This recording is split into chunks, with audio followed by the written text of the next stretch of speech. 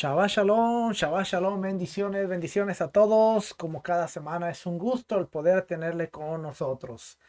Esta semana estamos grabando un video ya que estamos en una misión especial, pero no queremos dejar de compartir la palabra y estudiar juntos. Así es que como cada semana sean bienvenidos a este espacio de estudio dentro de la Asamblea Profética Berea, APB, y vamos a estar estudiando un poquito la Haftarah, la porción de los profetas, ya que esta mañana estuvimos hablando cosas interesantes acerca de la porción bíblica de Shemot, los nombres. Así es que vamos sin más preámbulo, porque el tiempo avanza y queremos dar toda la información posible. Si no vio la parashá, véala, está ahí en el Facebook, está ahí en YouTube, puede buscarla en Algo Nuevo para Ti, puede buscarla también en Teshuvah TV o en nuestro canal Asamblea Profética Berea en YouTube. Así es que vamos a empezar. Vamos a empezar por aquí. Déjenme ver. ah, no me está. Vamos a empezar. Permítame tantito. No, esa no es. Ok. Vamos a empezar entonces por aquí. Parashá Shemot, hacia el destino final. Como usted puede ver, dice ahí, hacia Éxodo, hacia el destino final. Y vamos a estar hablando algo bien interesante. Queremos primero hablar, bueno, se trata de la porción Shemot, nombres, la porción número 13. La porción se encuentra en capítulo 1 del libro de Éxodo, hasta el capítulo 6, versículo 1. La Haftarah, que es lo que vamos a estar hablando un poquito, Isaías 27, del versículo 6 al capítulo 28, versículo 13, capítulo 29, versículo 22 al versículo 23, Jeremías capítulo 1, versículo 1 al capítulo 2, versículo 3. Al Brit Hadashah, Evangelios, Cartas Apostólicas, Primera de Corintios 14, del versículo 13 al 25. No vamos a hablar del Brit Hadashah, no tenemos tiempo para conectarlo, pero espero que esta porción sea de bendición. Temas que se ven en esta porción: Egipto, primo a los israelitas, la muerte de los niños hebreos, nacimiento de Moisés, Moisés huye a Madián, Moisés y la zarza ardiente, el nombre de Dios es el yo soy, señales para Moisés, Moisés regresa a Egipto, su esposa circuncida a su hijo, primogénito. ¿Cuál es la razón? ¿Por qué? Primer encuentro de Moisés con Faraón, y Dios promete liberar a su pueblo con mano fuerte. Estos temas usted los puede ver durante el estudio de la porción. Vamos a dar gracias por el bendito regalo de la Torá, y vamos a decir: bendigan a Yahweh, el que es bendito. Bendito es Yahweh, el que es bendito por siempre. Bendito eres tú, Yahweh, nuestro Elohim, Rey del universo, que nos elegiste entre todos los pueblos y nos diste tu Torah. Bendito eres tú, Eterno, que nos das la Torah. Y en hebreo diría: Barhuet Adonai Ameborach, Baruch Adonai Ameborach Leolam Baed, Baruch Atar Adonai Elohenu Melech Haolam, Asher Bacharbano Mikol Ha'amim, Benatan Lanu et Torato. Baruch Atar Adonai Noten HaTorah. Amén. Éxodo capítulo 1, versículo 1. Estos son los nombres de los hijos de Israel que fueron a Egipto con Jacob. Cada uno fue con su familia: Rubén, Simeón, Leví y Judá, Isaacar, Zabulón y Benjamín, Dan, Neftalí, Gad y Aser. Todas las personas que descendieron de Jacob fueron 70 almas, pero José ya estaba en Egipto. Fíjense, es bien importante. No me está saliendo completo aquí. Discúlpeme, no me había dado cuenta de esto. Ok, ahí está.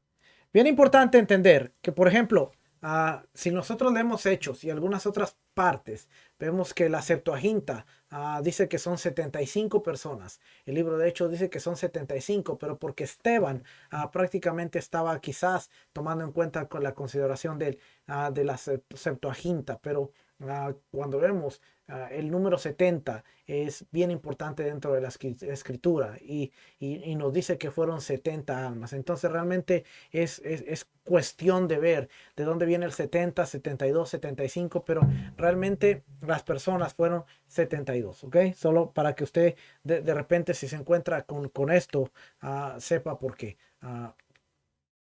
Y murió José y todos sus hermanos y toda aquella generación, pero los hijos de Israel fueron fecundos y aumentaron mucho y se multiplicaron y llegaron a ser poderosos en gran manera, y la tierra se llenó de ellos. Y se levantó sobre Egipto un nuevo rey que no había conocido a José y dijo a su pueblo: he aquí el pueblo de los hijos de Israel es más numeroso y más fuerte que nosotros. Procedamos pues astutamente con él, no sea que se multiplique y en caso de guerra se una también con los que nos odian y pelee contra nosotros y se vaya de la tierra.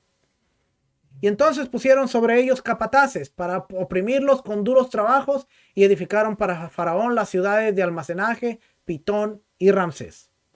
Pero cuanto más los oprimían, más se multiplicaban y más se extendían, de manera que los egipcios llegaron a temer a los hijos de Israel. Los egipcios pues obligaron a los hijos de Israel a trabajar duramente y les amargaron la vida con dura servidumbre en hacer barro y ladrillos y toda clase de trabajo del campo. Todos sus trabajos se los imponían con rigor. Amén. Ahora vamos a leer Haftará. Isaías 27, versículo 6 dice: se acerca el tiempo cuando los descendientes de Jacob, porque vamos a empezar a conectar. Oiga lo que dice: se acerca el tiempo cuando los descendientes de Jacob echarán raíces. Israel brotará y florecerá y llenará de fruto al mundo entero. ¿Ha golpeado el Señor a Israel como golpeaba a sus enemigos? ¿Lo ha castigado como los castigaba a ellos? No, pero desterró a Israel para que rindiera cuentas. Quedó desterrado como si hubiera sido arrasado por una tormenta de oriente. Vamos a hacer la conexión entre lo que está hablando el profeta Isaías y el profeta Jeremías. ¿Por qué hacemos esto? Porque hay que entender que en el primer siglo, después del regreso del exilio a Babilonia, cuando se instituyeron o cuando se formaron las sinagogas, que eran las casas donde se estudiaba, dice que cada semana se estudiaba la Torá y los profetas. Y ellos traían un estudio conjunto de lo que era la Torá, la porción para esta semana, junto con la interpretación o el mensaje del profeta, la Haftará, y hacían un mensaje completo de lo que era Torá y profetas. Lógicamente no estudiaban el Brit Hadashah, el pacto renovado, porque todavía no se escribía y porque todavía no llegaba a completarse aún en los tiempos de Pablo. Así es que se estudiaba la Haftará junto con la Torá. Y hoy es lo que hemos empezado a hacer un poquito. En las mañanas estudiamos la Torá. En las tardes venimos a estudiar la Haftará para ver la conexión y para ver el mensaje aún de los profetas que tiene relación con la Torá y así poder entender un poquito más el mensaje. Y a veces lo conectamos con el Brit Hadashah dependiendo el tiempo y dependiendo a la dirección que llevemos el mensaje. Pero queremos tratar de traer un mensaje completo para que podamos entender bien el mensaje. Alguna gente piensa que nosotros no estudiamos el Nuevo Testamento, el Brit Hadashah, y eso es un error, porque ahora que nosotros entendemos la Torá, el Tanakh, todo lo que es la primera parte del libro, podemos agarrar un versículo, un pasaje, podemos agarrar un libro del Brit Hadashah, del Nuevo Testamento, y podemos entender el mensaje que está relacionado y está conectado a las porciones bíblicas, a las partes primeras del libro. Por eso, cuando no entendemos todas estas partes, tenemos que necesariamente estar sacando textos de contexto para poder explicar todo el Nuevo Testamento. Y perdóneme que diga Nuevo Testamento, pero es para que la gente que se conecta y que nos sintoniza y que pueda entender el término, como yo digo, pacto renovado o escritos del primer siglo. Pero a veces, como cuando somos tan técnicos en los términos, impedimos que alguna gente pueda entender. Así es que no es mi intención decir Nuevo Testamento y va a decir: mira el hermano, y dice Antiguo Testamento, y dice Nuevo Testamento, y dice Jesús, dice Cristo. Pero es para que la audiencia y todos comprendan, ¿ok? Sabemos que mucha gente del otro lado no entiende a veces el lenguaje que nosotros tenemos y tenemos que explicarlo de una manera que sea entendible para todos. Yo estuve ahí y a veces yo escuchaba palabras que decía: ¿qué quiere decir esto? No entiendo. Pero cuando empecé a escucharlas con su significado, decía: Ruach, el Espíritu. Ruach HaKodesh, el Espíritu Santo. Y empecé a la Tanakh, Torah, Neví, Ketuvim, todos los escritos. Así es que esa era una nota aclaratoria para que no quiero que al rato me vayan a decir: mira, el hermano y usa lenguaje pagano. Y a veces tenemos que bajarle un poquito, no creer que lo sabemos todos. Dice el pastor Walter: el que cree que lo sabe todo no sabe nada. Y yo soy una de esas personas que no sabe nada. Y estoy en el proceso de aprendizaje. Y estoy aprendiendo aprendiendo a gatear para poder caminar. Y algún día llegar a correr. Cuando sea grande, como algunos de mis mentores o maestros, pueda quizás empezar a correr. No aguantarles el paso porque no se puede. Ellos llevan muchos años, mucha experiencia que yo no tengo.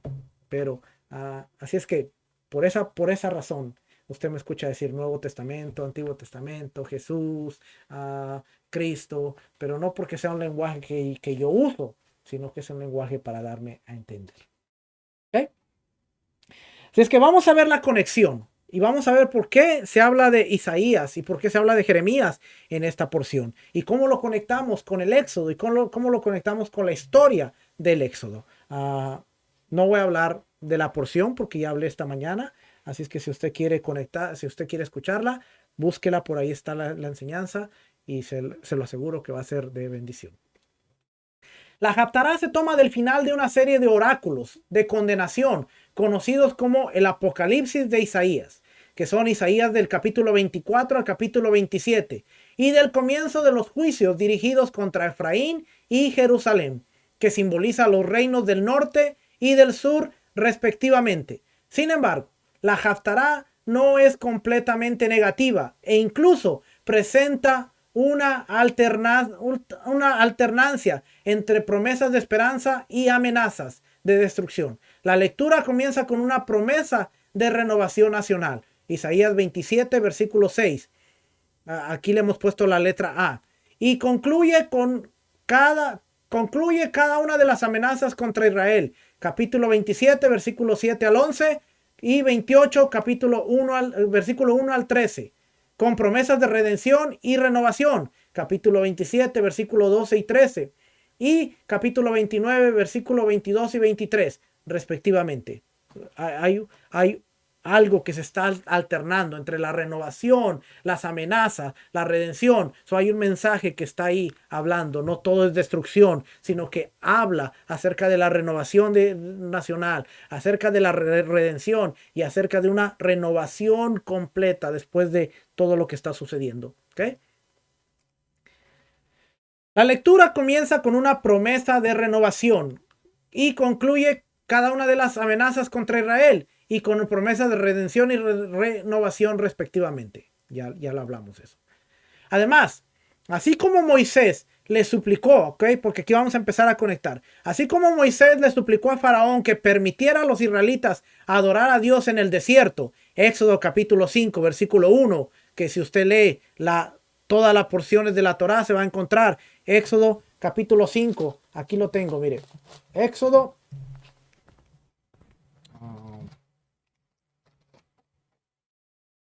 capítulo 5, versículo 1 dice: después Moisés y Aarón entraron a la presencia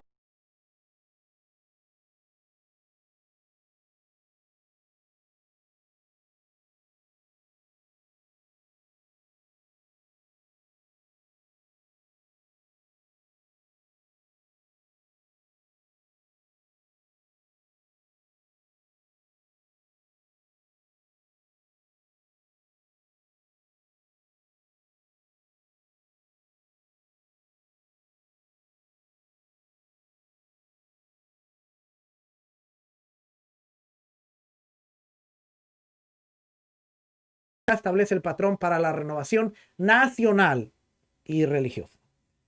Si usted se da cuenta de esto y entendemos todas estas cosas, el Éxodo, el mensaje de Isaías, nos vamos a dar cuenta que los evangelios entonces van a hablar de la misma cosa, la renovación nacional y la restitución del servicio, el culto religioso de Israel al Dios Todopoderoso. Y por eso vemos que las cartas de Pablo, las cartas de Pedro están enviadas a los expatriados, a las ovejas perdidas, a la casa de Israel. Por eso los discípulos dicen: maestro, ¿restaurarás a Israel el reino en estos días? Antes de su ascensión. Por eso dice Hechos capítulo 3, versículo 20, que los cielos retienen a Yeshua hasta la restauración de todas las cosas. El mensaje es una restauración. Y así como Moisés le dijo a Faraón, deja ir a mi pueblo a celebrar fiesta al desierto, deja ir a mi pueblo a celebrar fiesta al lugar donde el Eterno ha escogido,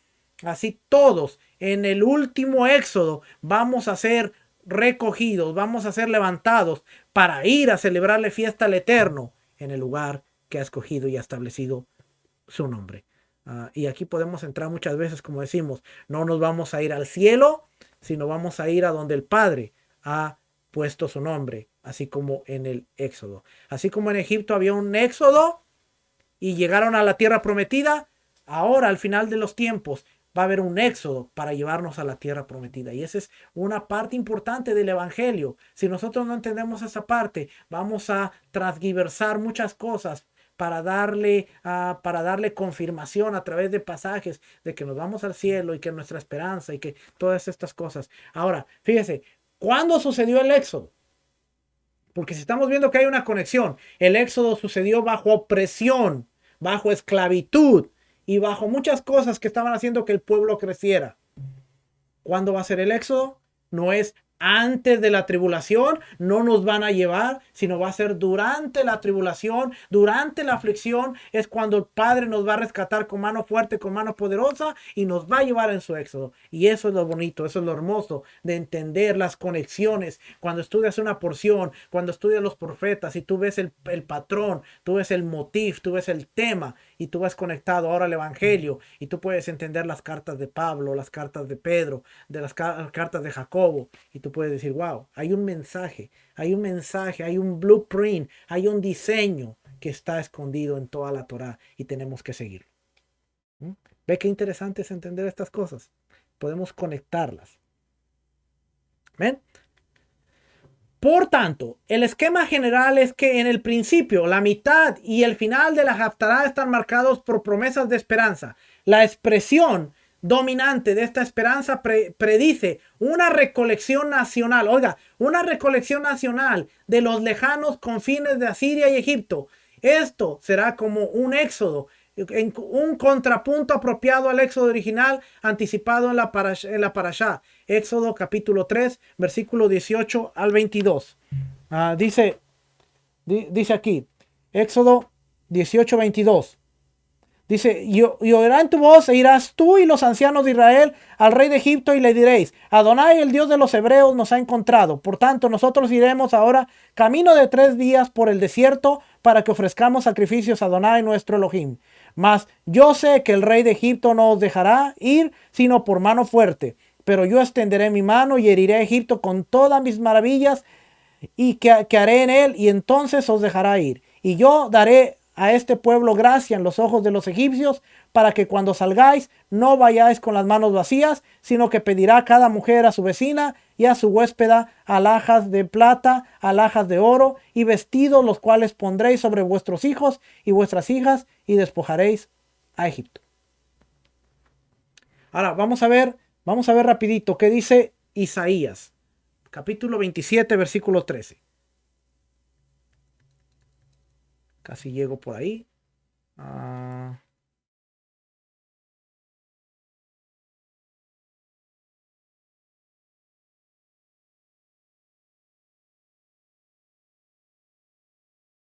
Ok. No llegaba. No llegaba. El ratón está muy lento hoy. No comió el ratón. Isaías 27, 13. Déjeme, voy a quitar aquí. Está interesante lo que dice aquí, porque dice, acontecerá, oiga lo que dice aquí, acontecerá también en aquel día que se tocará con gran trompeta. Tesalonicenses, Corintios, ve, Pablo estaba hablando de la gran trompeta, con voz de mando, con voz de arcángel, con voz del cielo, con trompeta.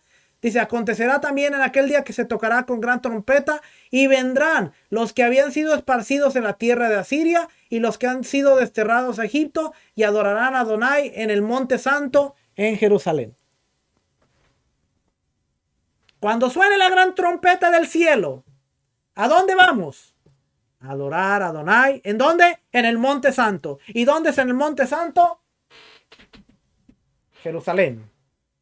Jerusalén. Jerusalén, qué bonita eres. Ahí está, Jerusalén. ¿Ve? Vamos a seguir. Vamos a seguir por aquí. Déjeme. Mi esposa se está burlando porque dice que me dedique a la enseñanza y que deje la cantada. Qué mala es. Yo me inspiro y ella me. Pero mi fuerte y en lo que me esfuerzo más es en enseñar y en estudiar. Así es que tiene razón. No soy cantante y me falta mucho. Y si alguien entiende de afinación y de tiempos y de todo, ni siquiera para qué le intento, hermano. Así que vamos a seguir enseñando, que para eso quizás sí hago un buen trabajo, ¿ok? Así es que parte 1, juicios, razones y promesas. Isaías 27, versículo 6 al 13. Encontramos Isaías 27, versículo 6, una promesa de que la nación volverá a echar raíces en su tierra natal y florecerá gloriosamente. Esto lo hemos visto desde 1948, cuando Israel vuelve a ser una nación y ha empezado a echar raíces y ha empezado a florecer. Ahora, no está todo Israel, sino que falta que todos regresan ahí. Pero la promesa es que la nación volverá a echar raíces en su tierra natal y florecerá gloriosamente. Isaías 27, del versículo 7 al 11, dice: se proclama el castigo de Israel junto con las condiciones para la expiación del pueblo. La idolatría debe cesar y sus altares destruidos. Hasta entonces, solo la ira divina será el destino de Israel. Isaías 27, del 12 al 13 dice: siguen dos oráculos de promesa, los cuales hablan de una recolección nacional de Asiria y Egipto. Parte 2. La locura y el destino de Efraín. Isaías 28, versículo 1 al 13. Isaías 28, del 1 al 4, habla de una proclamación de ay de Efraín, borracho, atormentado por el orgullo y el estupor espiritual. Serán arrancados como frutos maduros y devorados. Capítulo 28, versículos 5 y 6. El profeta habla entre paréntesis del destino del remanente, para que Dios sea corona y un espíritu guía. Y del versículo 7 al 13, en contraste, los líderes actuales están en un estupor ebrio. Tanto sacerdotes como profetas tartamudean y tropiezan y escuchan las advertencias de Isaías como una palabrería. Sab le sab kale ka. Su sordera será su perdición. Vamos a leer un poquito lo que dice Isaías capítulo 28. Y vamos a entender un poquito lo que estamos viendo aquí. Ya le mostré las partes. Ahora vamos a ver. Fíjese. Dice Isaías 28. Ay de la corona de soberbia de los ebrios de Efraín y de la flor caducada de la hermosura de su gloria, que está sobre la cabeza del valle fértil de los aturdidos del vino. He aquí, Adonai tiene uno que es fuerte y poderoso, como turbio de granizo y como torbellino trastornador, como ímpetu de recias aguas que inundan, con fuerza derriba tierra, con los pies será pisoteada la corona de soberbia de los ebrios de Efraín. Y será la flor caduca de la hermosura de su gloria, que está sobre la cabeza del valle fértil, como la fruta temprana, la primera del verano, la cual apenas la ve el que la mira, se la traga tan luego como la tiene a mano. En aquel día, Adonai de los ejércitos será por corona de gloria y diadema de hermosura al remanente de su pueblo, y por espíritu de juicio al que se sienta en juicio, y por fuerzas a los que rechacen la batalla en la puerta. Pero también estos erraron con el vino y con sidra se entontecieron. El sacerdote y el profeta erraron con sidra, fueron trastornados por el vino, se aturdieron con la sidra, erraron en la visión. Así como hoy que muchos no le atinan a ninguna profecía. Tropezaron en el juicio, porque toda mesa está llena de vómito y suciedad, hasta no haber lugar limpio. ¿A quién se enseñará ciencia? ¿O a quién se hará entender doctrina? ¿A los destetados? ¿A los arrancados de los pechos? Porque mandamiento tras mandamiento, mandato sobre mandato, renglón tras renglón, línea sobre línea, un poquito allí o otro poquito allá, porque en lengua de tartamudos y en extraña lengua hablará este pueblo, a los cuales él les dijo, este es el reposo, da reposo al cansado, y este es el refrigerio, mas no quisieron oír. La palabra pues de Adonai le será mandamiento tras mandamiento, mandato sobre mandato, renglón tras renglón, línea sobre línea, un poquito allí, otro poquito allá, hasta que vayan y caigan de espaldas y sean quebrantados, enlazados y presos. Qué interesante. Que dice hasta que vayan y caigan de espaldas. ¿Quiénes son los que caen de espaldas? Los que están cayendo sobre el juicio de Dios.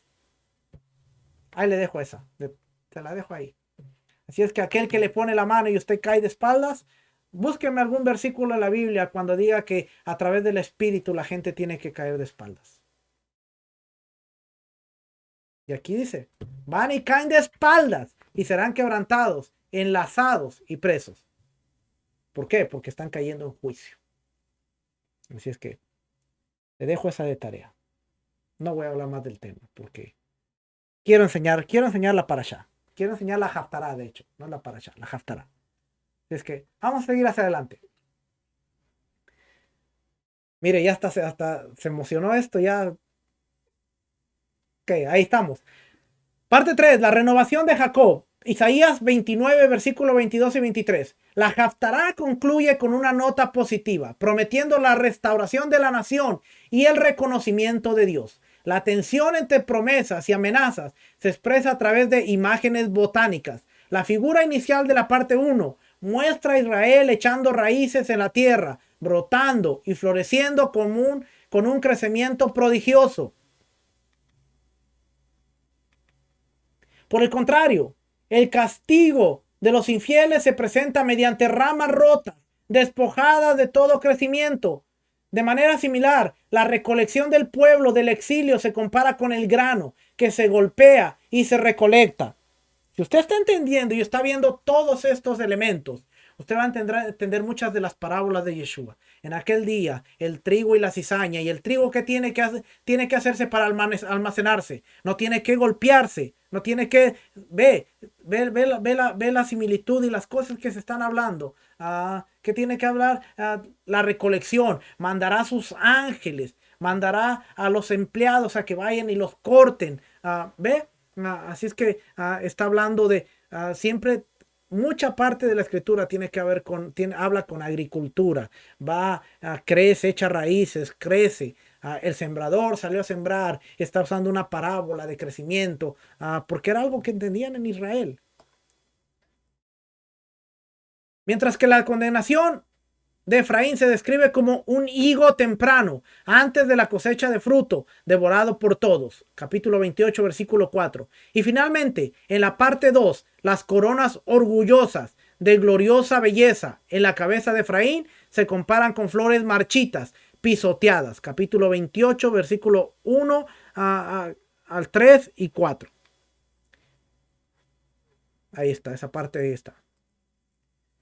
Así como el libro del Éxodo se refiere a los hijos de Israel que vinieron a Egipto con Jacob, donde se establecieron y aumentaron mucho, de modo que la tierra se llenó de ellos. Éxodo capítulo 1, versículo 1, y Éxodo capítulo 1, versículo 7. La lectura profética comienza con una referencia al pueblo de Jacob, Israel, que vino y se estableció y llenó la tierra de productos. Isaías 27, 6. Para esta interpretación, dice consulte el texto y los comentarios.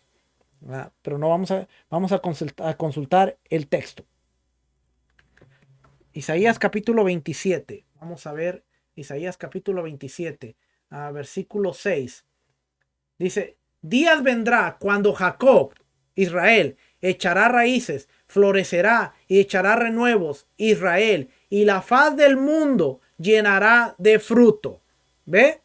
Y si nosotros vemos a Éxodo capítulo 1, versículo 1, vamos a ver que están siendo fructíferos, están echando renuevos, están creciendo. Versículo 7. Así es que es interesante ver que hay una conexión, se está conectando lo que es Éxodo con la haftará. Y esto era lo que hacían en el primer siglo. Esto era lo que hacían durante mucho tiempo, la conexión de lo que era la Torá con la haftará. Y ellos conectaban estas cosas y se daban y sacaban un mensaje no solo de lo que había pasado, sino de lo que pasaría. Eso es entender el pasado, presente y futuro. Así como veíamos la semana pasada, cuando Jacob bendice a sus hijos, él ve el pasado, ve el presente y ve el futuro.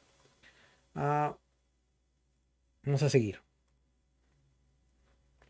Leído en conjunto con Éxodo 1, a menudo se entendía que esta venida se refería al descenso original de los antiguos israelitas a Egipto. Esta correlación midrashica se atestigua por primera vez en Piyut del rabino o Rabbi Yanai, y es un valioso testimonio antiguo en la lectura de Isaías 26, versículo 6, con los capítulos iniciales del Éxodo. Ellos hacían una conexión y de hecho este Piyut de Rabbi Yanai es un valioso testimonio antiguo de lo que hacía la conexión y cómo lo veían. Rashi, por el otro lado, Rashi desarrolló un paralelismo detallado con los eventos del primer Éxodo, de Éxodo del capítulo 2, versículo 1. Sin embargo, algunos homilistas rabínicos correlacionaron Éxodo capítulo 1, versículo 1 e Isaías 27, versículo 6 para extender el significado del versículo, para incluir sus diásporas contemporáneas. El elemento positivo aquí fue el asentamiento fructífero de los nuevos recién llegados en sus hábitats extranjeros.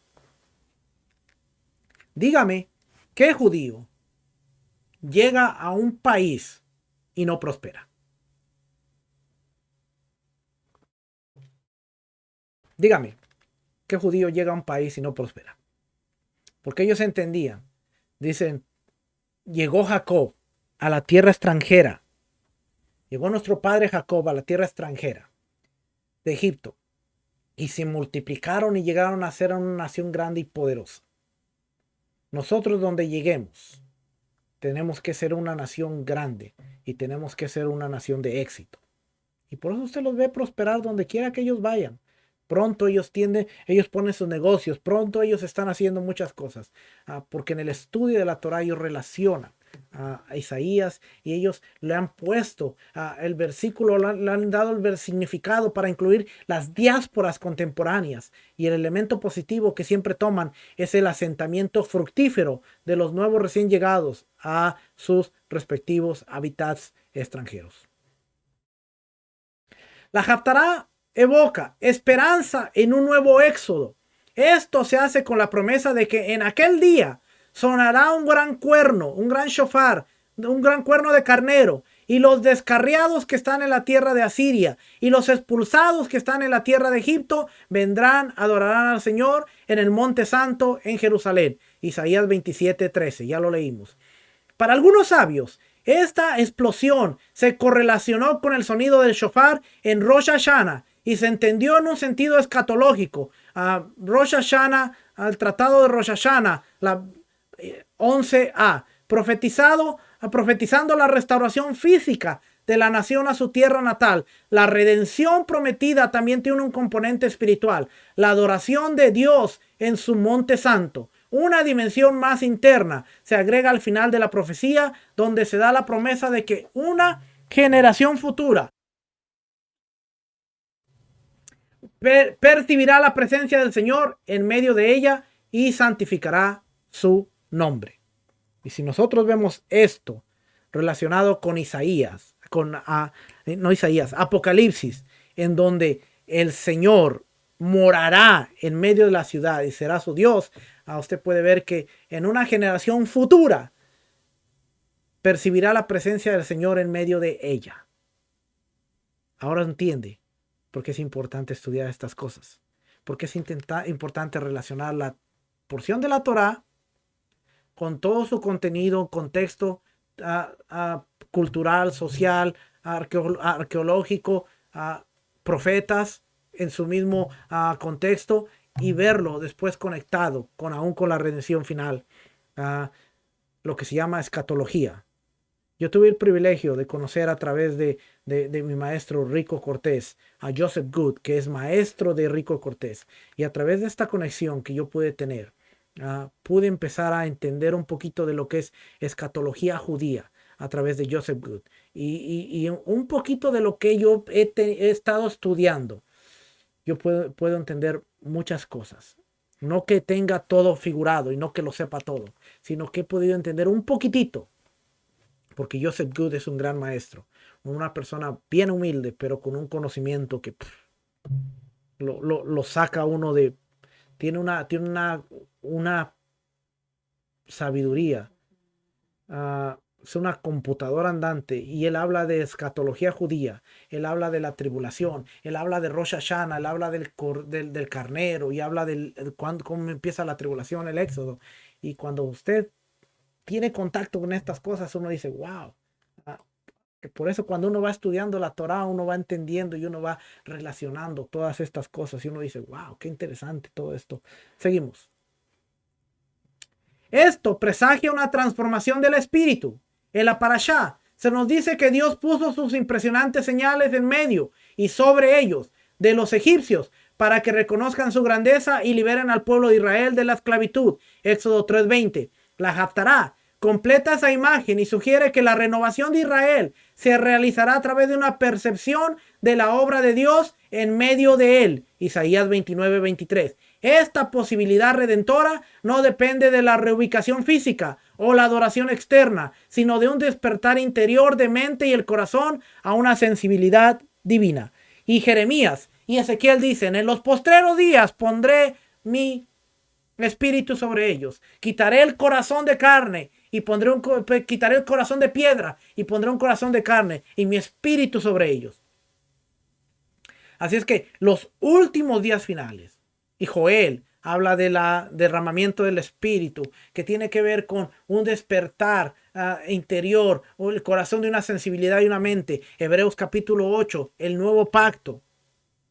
Pondré mi ley en su mente y en su corazón, y ya no habrá necesidad de que nadie le enseñe, sino que todos seguiremos la Torá, las instrucciones, a través de la sensibilidad divina. Así es que cuando vemos Éxodo 20, que dice que Dios estaba en medio sobre ellos, y luego vemos Isaías 29:30, claro que hay una relación bien importante y bien bonita. La Parashá y la Haftará están vinculadas con las comisiones de Moisés y Jeremías. En estos textos se encuentra un patrón común de discurso divino, resistencia humana y seguridad divina. Encontramos estas cosas. Encontramos el discurso divino, resistencia humana a través de Moisés y a través de Jeremías, y la seguridad divina de que Dios está con ellos. El tema de la vacilación profética y el estímulo divino también se señaló en los círculos rabínicos y se da una serie de ejemplos. Tanumá Shemot 18, Tanumá Buber Shemot 5a. De esta manera se forma una cadena de mensajeros proféticos a través de las generaciones que dramatizan la participación de Dios en el destino de Israel. Moisés y Jeremías acuden a su llamado de dos maneras. Moisés deambula por el espacio silencioso del desierto, donde escucha el discurso de Dios. Desde este lugar emprenderá su misión histórica. Así que vamos a ver, dice, bien interesante, dice, de esta manera se forma una cadena de mensajeros proféticos a través de las generaciones, que dramatizan la participación de Dios en el destino de Israel. Y usted dirá, bueno, ¿y qué hay de nosotros?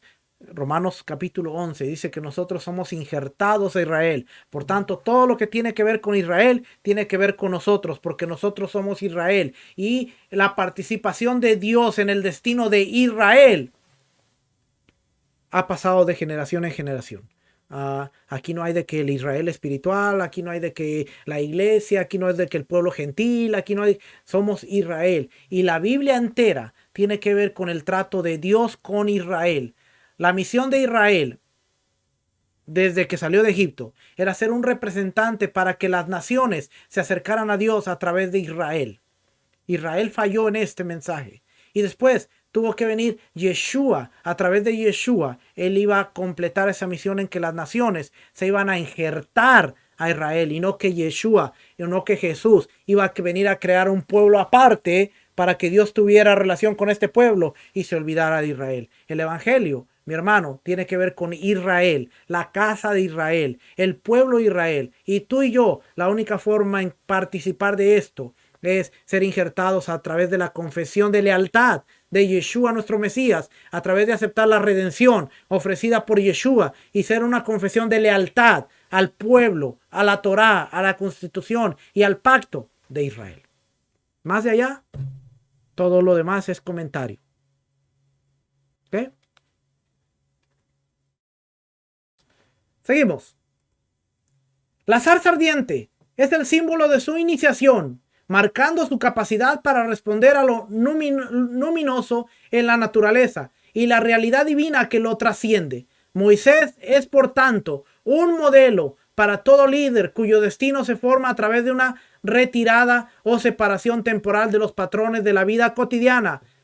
Vuelvo, repito, Moisés es, por tanto, un modelo para todo líder cuyo destino se forma a través de una retirada o separación temporal de los patrones de la vida cotidiana. Si nosotros queremos ser un buen líder que escucha la voz de Dios, de alguna manera tenemos que apartarnos de los patrones, hacer una separación. ¿Sabe qué tan importante es entender la separación? Pero a veces como pueblo no queremos entender la separación. ¿Por qué yo tengo que comer de esta manera? ¿Por qué yo tengo que seguir esto? ¿Por qué yo tengo que hacer esto? Porque tú eres un pueblo separado. Si tú haces todo lo que el montón hace, no hay nada de diferencia. Si hacemos todo lo que el mundo hace, no hay nada de diferencia. ¿Cuál es el problema en el sistema tradicional del cristianismo? Que el cristianismo se parece al catolicismo, se parece a los mormones y se parece a los testigos de Jehová y se parece a todo mundo.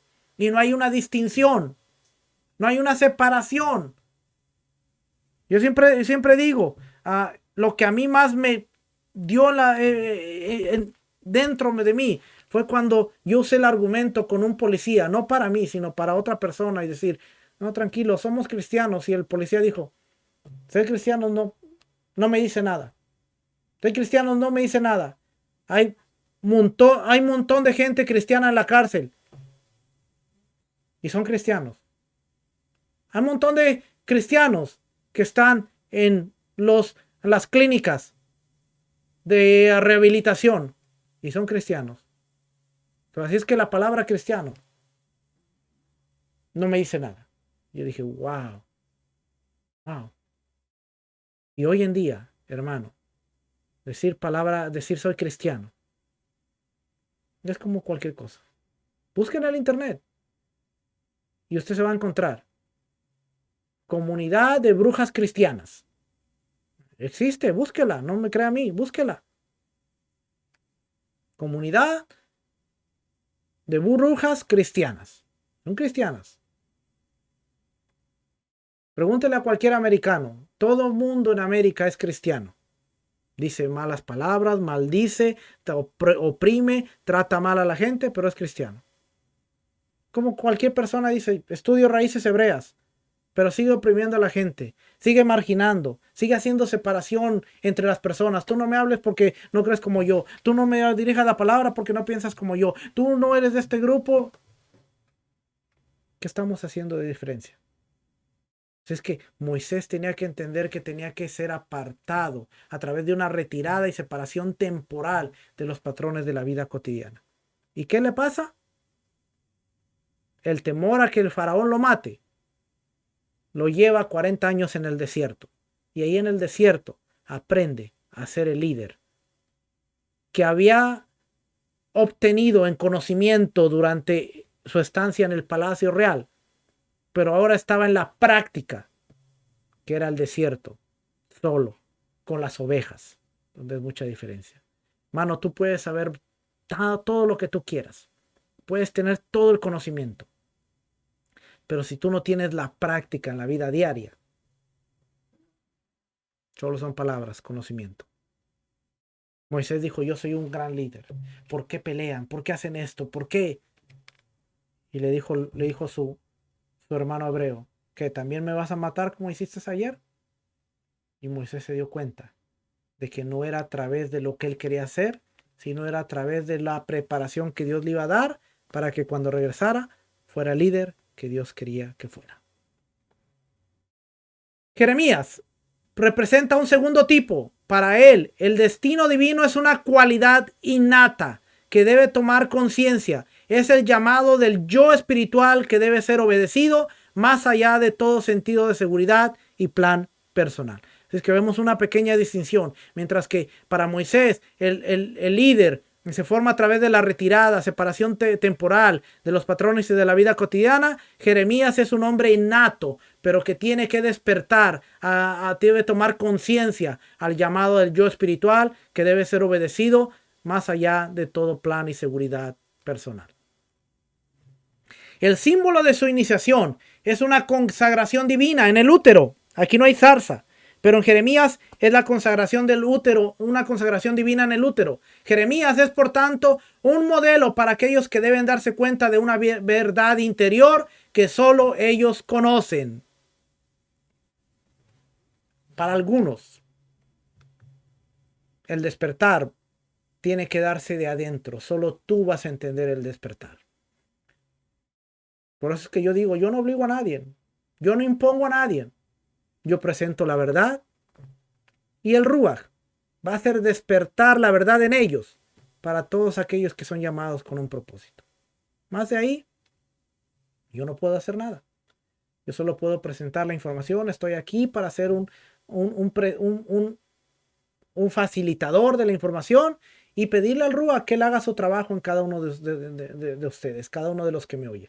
Así es que Moisés y Jeremías también ejemplifican el valor de vencer el miedo terrenal y las dudas sobre uno mismo y transformar en un sentido privado de la tarea divina en una vida de servicio público. Para tales personas, la conciencia espiritual no es algo estático o autónomo, sino que se compromete repetidamente con todos los desafíos de la vida.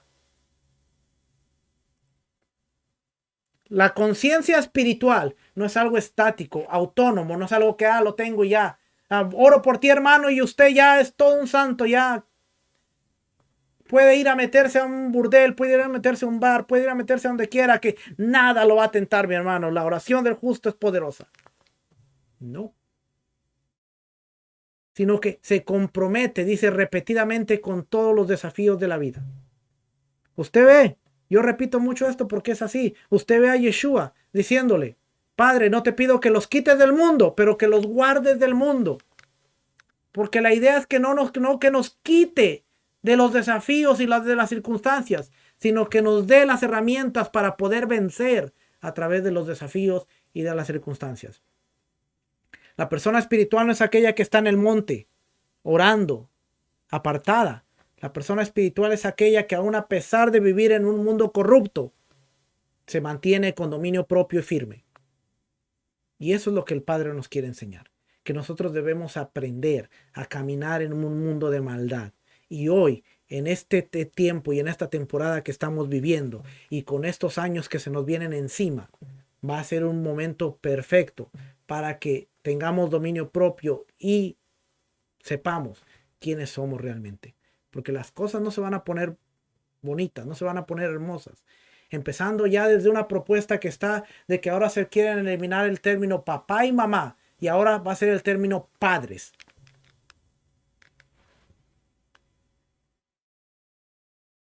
Y eso es el principio de muchas cosas que vienen, mi hermano.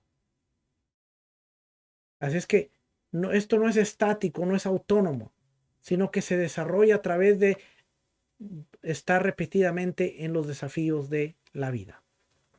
¿Ven? Seguimos porque ya se me acaba el tiempo.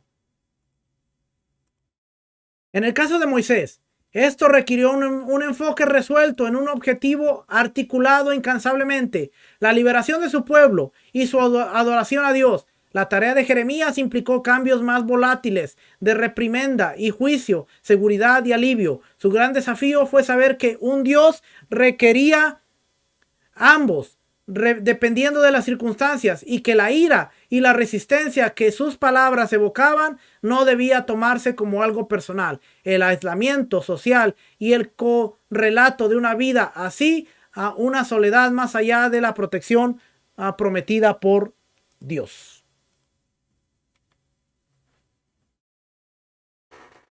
Para Isaías dice, déjenme ver aquí.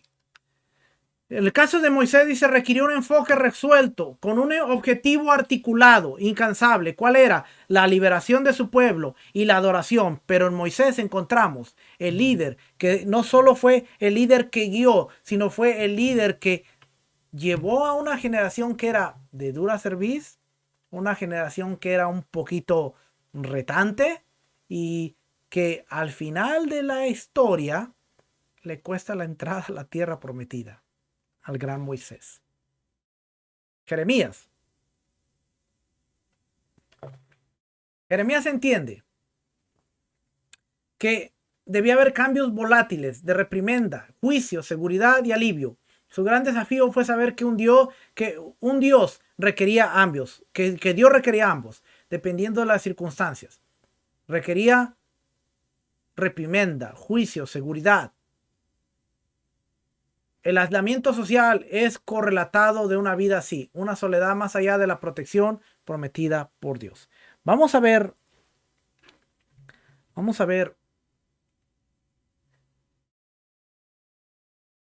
¿Dónde lo tengo?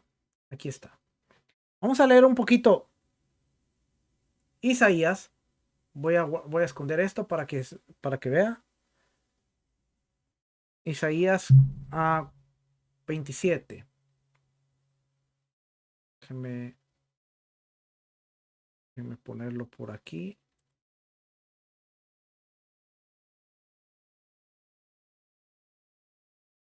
Estoy buscando aquí.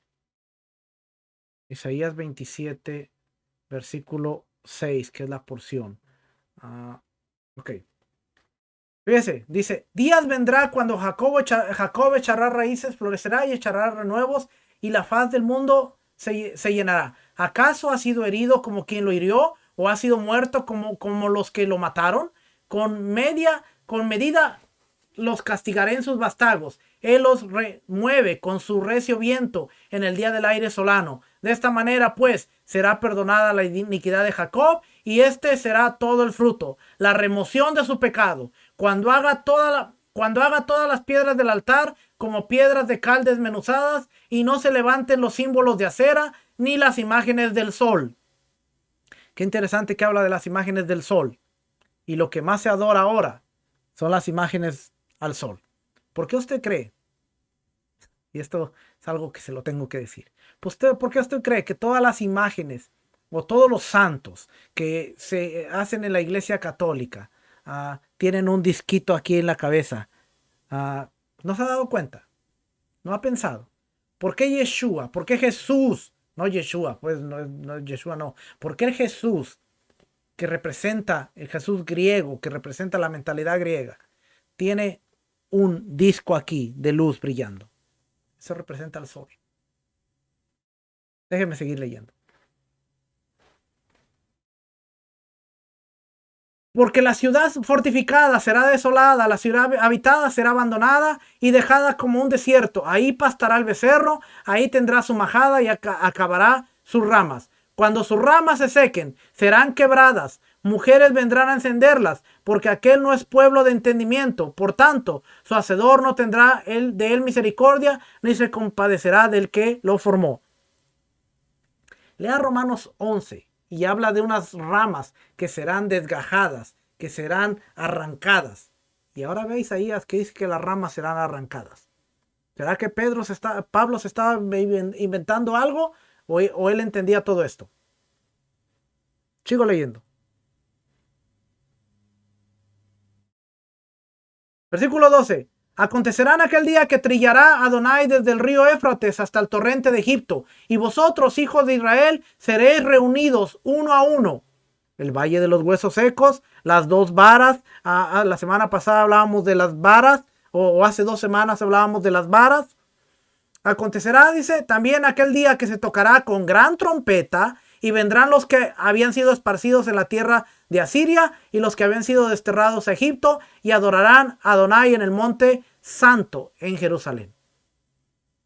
Ay de la corona de soberbia, de los ebrios de Efraín y de la flor caduca, de la hermosura de su gloria que está sobre la cabeza del valle fértil, de los aturdidos del vino. He aquí Adonai tiene uno que es fuerte y poderoso, como turbio de granizo y como torbellino trastornador, con ímpetu de recias aguas que inundan, con fuerzas derriba tierra. Con los pies será pisoteada la corona de soberbia de los ebrios de Efraín. Fíjese que está hablando de los ebrios de Efraín. Los ebrios de Efraín. Vamos a seguir leyendo hasta el 13.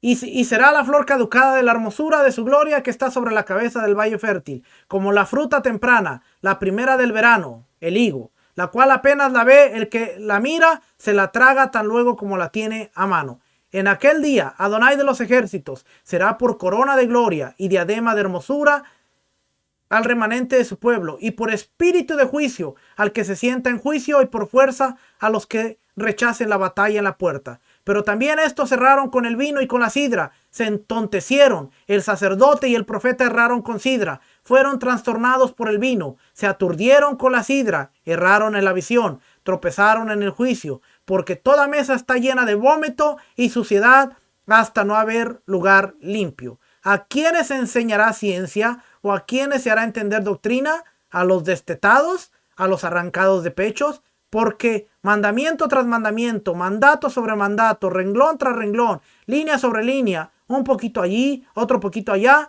porque en lengua de tartamudos y en extraña lengua hablará este pueblo.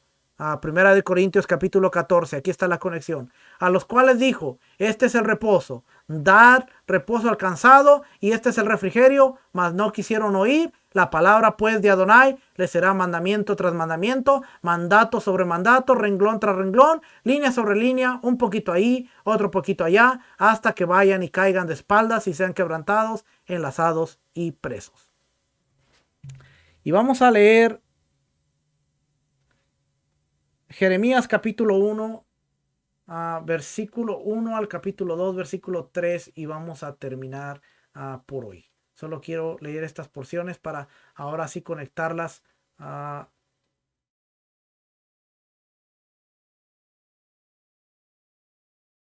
Jeremías capítulo 1. Dice, la palabra de Jeremías, hijo de Hilcías, de los sacerdotes que estuvieron en Anatot, en tierra de Benjamín, palabra de Adonai que le vino en los días de Josías, hijo de Amón, rey de Judá, en el año 13º de su reinado. Le vino también en días de Joacim, hijo de Josías, rey de Judá, hasta el fin del año 11 de Sedequías, hijo de Josías, rey de Judá, hasta la cautividad de Jerusalén en el mes quinto. Vino pues palabra de Adonai a mí diciendo, antes que te formase en el vientre te conocí, y antes que naciese te santifiqué, te di por profeta a las naciones. Y yo dije, Señor Adonai, he aquí que no sé hablar porque soy niño. ¿Se acuerda de Moisés? Y me dijo Adonai, no digas soy un niño, porque a todo lo que te envié irás tú y dirás todo lo que te mande. No temas porque de ellos, no temas delante de ellos, porque contigo estoy para librarte, dice Adonai. Y extendió Adonai su mano y tocó mi boca y me dijo Adonai, he aquí he puesto mis palabras en tu boca. Mira, te he puesto en este día sobre naciones y sobre reinos para arrancar y para destruir, para arruinar y para derribar, para edificar y para plantar. La palabra de Adonai vino a mí diciendo, ¿qué ves tú, Jeremías? Y dije, ve una vara de almendro. Y me dijo Adonai, bien has visto, porque yo apresuro mi palabra para ponerla por obra. Vino a mí palabra de Adonai por segunda vez diciendo, ¿qué ves tú? Y dije, veo una olla que hierve y su faz está hacia el norte. Me dijo Adonai, del norte se soltará el mal sobre todos los moradores de la tierra, porque he aquí yo convoco a todas las familias de los reinos del norte, dice Adonai, y vendrán y pondrán cada uno su campamento a la entrada de las puertas de Jerusalén, y junto con sus muros en derredor y contra las ciudades de Judá, y a causa de toda su maldad proferiré mis juicios contra los que me dejaron, e incensaron a dioses extraños, y la obra de sus manos adoraron. Tú pues, ciñe tus lomos, levántate y háblales todo en cuanto te mande. No temas delante de ellos, para que no te haga yo quebrar delante de ellos. Porque he aquí yo te he puesto en este día como una ciudad fortificada, como columna de hierro y como muro de bronce, contra toda esta tierra, contra los reyes de Judá, sus príncipes, sus sacerdotes y el pueblo de la tierra, y pelearán contra ti, pero no te vencerán, porque yo estoy contigo, dice Adonai, para librarte. Vino a mí palabra de Adonai diciendo: anda y clama a los oídos de Jerusalén, diciendo: así dice Adonai, me ha acordado de ti, de la fidelidad de tu juventud, del amor de tu desposorio, cuando andabas en pos de mí en el desierto, en tierra no sembrada. Santo era Israel Adonai, primicias de sus nuevos frutos. Todos los que le devoraban eran culpables. Mal vendría sobre ellos. Mal venía sobre ellos, dice Adonai. Oí las palabras de Adonai, casa de Jacob, y todas las familias de la casa de Israel. Así dijo Adonai: ¿qué maldad hallaron en mí vuestros padres, que se alejaron de mí y se fueron tras vanidad e hicieron vanos? Y no dijeron: ¿dónde está Adonai, que nos hizo subir de la tierra de Egipto, que nos condujo por el desierto, por una tierra desierta y despoblada, por tierra seca y de sombra de muerte, y por una tierra en la cual no pasó varón, ni ahí habitó hombre? Y os introduje en tierra de abundancia, para que comieses su fruto y su bien. Pero entrasteis y contaminasteis mi tierra, hicisteis abominable mi heredad. Los sacerdotes no dijeron: ¿dónde está Adonai? Y los que tenían la ley no me conocieron, y los pastores se rebelaron contra mí, y los profetas profetizaron en nombre de Baal, y anduvieron tras lo que no aprovecha. Por tanto, no contenderé aún con vosotros, dijo Adonai, y con los hijos de vuestros hijos pleitearé, porque pasar a las costas de Kitim y mirad, y enviar a Cedar, y considerar cuidadosamente, y ved si se ha hecho cosa semejante a esta. ¿Acaso alguna nación ha cambiado sus dioses, aunque ellos no son dioses? Sin embargo, mi pueblo ha trocado su gloria por lo que no aprovecha. Espantaos cielos sobre esto, y horrorizaos, desolaos en gran manera, dijo Adonai, porque dos males ha hecho mi pueblo. Me dejaron a mí fuente de agua viva, y cavaron para sí cisternas rotas que no retienen agua. Cuando nosotros vemos estas palabras, las podemos ver aún para los tiempos futuros. Y parte de la escatología que yo he estado estudiando tiene mucho que ver con los reinados, los reyes y todas esas cosas. No tengo el conocimiento para hablarle de todo esto, porque son temas que estoy estudiando apenas. Quizás en un par de varios años pueda tener el conocimiento para enseñarlo, pero hoy no hablo de temas que no tengo el conocimiento suficiente o conozco al menos lo suficiente para poder enseñarlos. Pero todo esto está conectado, mi hermano. Todo esto está conectado aún con los tiempos finales. Y esto es lo importante de conocer los tiempos. Esto es lo importante de conocer y ver el Éxodo, ver los profetas y ver Apocalipsis y todo lo que está sucediendo en la Biblia. Quería traerle un poquito de la conexión, quería traerle un poquito para entender cómo estudiaban en el primer siglo, cómo estudiaban en las sinagogas, por qué dice se leía el profeta y se leía la Torá y los profetas. Y ahora podemos ver que hay una conexión. Cada semana los temas se conectan. Y si aún si somos sabios y entendidos, podemos ver que los tiempos en los que estamos viviendo, podemos aún traer esta palabra y aplicarla y ver que cada parashá, cada porción se está conectando perfectamente a los tiempos que estamos viviendo. Familia, ha sido un gusto el poder estar con ustedes a través de este video, ya que tampoco con la congregación estamos presentes, pero les amamos, les extrañamos y nos estaremos viendo la próxima semana. No olvide conectarse a las plataformas en las cuales las enseñanzas están ahí. Teshua TV es un excelente recurso para poder crecer y seguir aprendiendo. Hay excelentes maestros que no solo son excelentes maestros, sino que a muchos de ellos los puedo llamar mis hermanos, mis amigos, y que son gente tremenda, que son gente que tienen un conocimiento, son gente que tienen una humildad y que tienen una pasión por enseñar la escritura y por ayudarnos a crecer cada día. Así es que todos los días hay una programación interesante, importante en Teshua TV. Conéctese, búsquenos a través de las redes sociales. También estamos en Algo Nuevo para Ti, Cristian Martínez, un excelente hombre y un excelente amigo.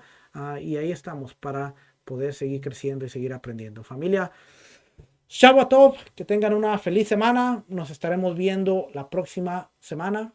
Que el Eterno les bendiga, que el Eterno les guarde, que el Eterno haga resplandecer el rostro sobre cada uno de ustedes, que les conceda una excelente semana, una semana llena de shalom, llena de bendiciones, que el Eterno abra puertas, que el Eterno traiga su salud, que el Eterno traiga su bendición y que el Eterno brille sobre cada uno de nosotros. Familia, nos estamos viendo la próxima semana. Shalom, bendiciones.